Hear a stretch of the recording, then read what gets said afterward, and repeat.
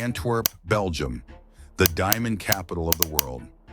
Within the bowels of the Diamond Center lies a vault protected by a 2-ton steel door, Doppler radar, and a labyrinth of infrared heat sensors, a subterranean fortress designed to be the most secure square footage on the planet. Yet on February 16, 2003, the impenetrable was breached. In a heist of breathtaking audacity, a crew of Italian specialists bypassed every layer of high-tech defense without shattering a single pane of glass or tripping a solitary alarm. They didn't just steal $118 million in loose diamonds and gold. They executed a silent, surgical strike that left the global intelligence community paralyzed. This is the story of how 5 men turned the world's most sophisticated security system into their own personal playground. Nestled in the heart of the world's most secure square mile, Leonardo Notarbartolo established a front at 9/11 Schupstraat, renting a nondescript office within the Antwerp Diamond Center to gain legitimate access to the subterranean vault. For over 2 years, he played the part of a modest diamond merchant, all while mapping the architectural soul of the building and calculating the precise rhythm of its security patrols. The infiltration was a masterclass in low-tech subversion.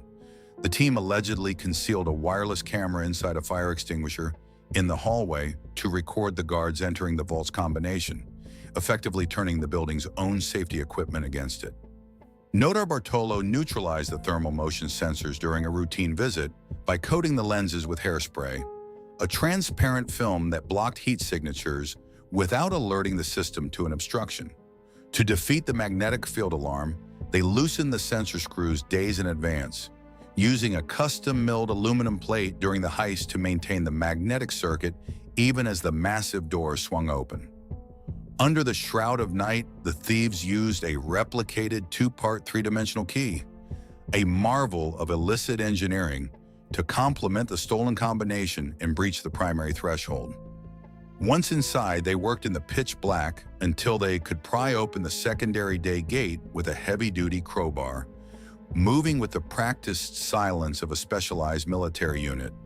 To bypass the internal infrared sensors, a team member advanced behind a large polystyrene shield, which absorbed his body heat and prevented the sensor from detecting the hot silhouette of an intruder. Deep within the vault, the crew utilized a custom-built, hand-cranked cracking device to systematically rip the faces off 109 of the 189 safe deposit boxes, ignoring the secondary 3-letter combination locks through sheer mechanical force. The haul was astronomical, but the group's hubris manifested in a bag of trash discarded along the E19 motorway, which they failed to bury or burn as planned. This refuse was discovered by a local landowner, August Van Camp, whose alert to the police provided the Diamond Squad with a treasure trove of evidence, including receipts, invoices, and a half-eaten salami sandwich that would yield Notarbartolo's DNA. The heist was the signature work of the School of Turin, a sophisticated circle of Italian career criminals who prioritized intelligence and technical skill over the use of heavy weaponry. Notarbartolo, the charismatic orchestrator, was arrested just 5 days after the crime when he inexplicably returned to the Diamond Center, perhaps to assess the damage or maintain his cover. The team was a specialist cell consisting of Speedy, a high-strung accomplice linked to the discarded trash; the Monster, a physical powerhouse capable of crushing steel locks; the Genius, an electronics wizard who could silence the most advanced alarms; and the King of Keys, an enigma of the underworld whose craftsmanship allowed them to walk through locked doors. Notarbartolo was initially sentenced to a decade in prison, but his saga continued long after his 2009 parole, leading to a high-stakes game of international cat and mouse when he failed to pay court-ordered restitution to his victims. He was finally cornered in 2013 at Charles de Gaulle Airport during a layover, a move that forced him to serve his remaining years in a Belgian cell until 2017. His primary co-conspirators, Pietro Tavano, Elio Donorio, and Ferdinando Fignotto, were each handed 5-year sentences, marking the official end to one of the most calculated heists in the history of organized crime. The aftermath of the heist is shrouded in a narrative of shadows and screenplays. Years after the vault was emptied, Leonardo Notarbartolo introduced a staggering twist during an interview with Wired magazine, alleging the entire operation was an inside job. He claimed the team was recruited by a diamond merchant to facilitate an $18 million insurance fraud, suggesting the stolen gems were merely a shell game for a massive payout. However, investigators remain skeptical, with the vault's security flaws making it nearly impossible to insure in the first place. Experts dismiss his account as a calculated piece of fiction. This labyrinthine tale of deception has since become a cornerstone of true crime media, inspiring a library of high-profile adaptations. The definitive account was captured in the book Flawless, Inside the Largest Diamond Heist in History, which served as the foundation for the 2025 Netflix documentary Stolen Heist of the Century.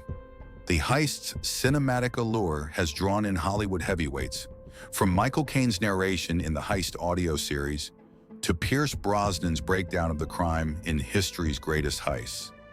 Even J.J. Abrams and Paramount Pictures once vied to bring the story to the silver screen. From Amazon's scripted series Everybody Loves Diamonds to the high-octane inspiration behind Den of Thieves 2, Pantera, the Antwerp heist continues to be retold as the ultimate modern myth of the perfect crime, one where the truth remains as elusive as the missing diamonds themselves. The heist's legacy is defined as much by what was left behind as by what was taken. On the floor of the vault, investigators found a scene of staggering excess. Thousands of loose diamonds, gold bars, and wads of cash were simply abandoned, as the thieves' bags were literally too heavy to carry any more loot.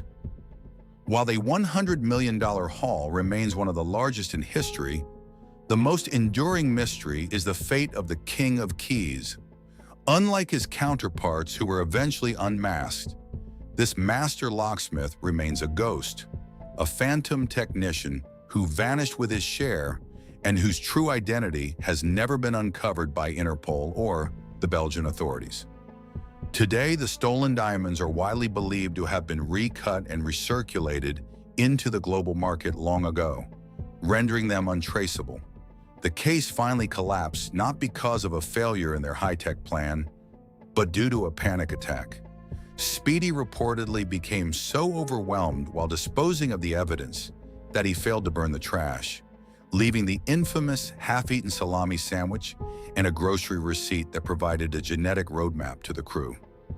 Even now, over 2 decades later, the Antwerp Diamond Center heist remains the perfect crime that failed only because of a single human error in a forest outside of Brussels.